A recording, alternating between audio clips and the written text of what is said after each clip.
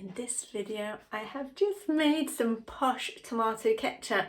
This goes really well with potato wedgies and anything else that you'd serve ketchup with, except it's Posh and it's easy and it's really healthy. You can make it in 5 minutes, pop it in a jar, it keeps in the fridge for a couple of weeks if it lasts that long. So let's go take a quick peek. Just remember to click thumbs up and leave a comment please on this video. It really helps with the algorithms. And subscribe to my channel. Let's go make Posh tomato ketchup.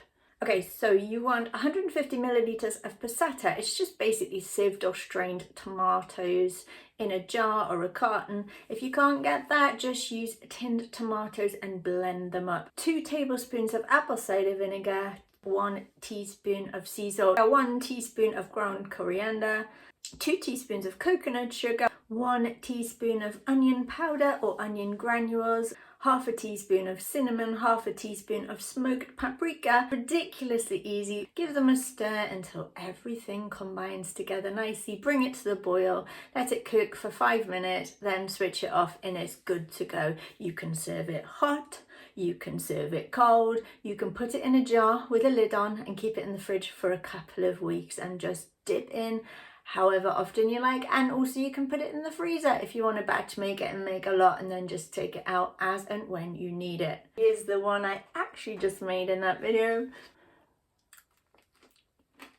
Nom nom nom.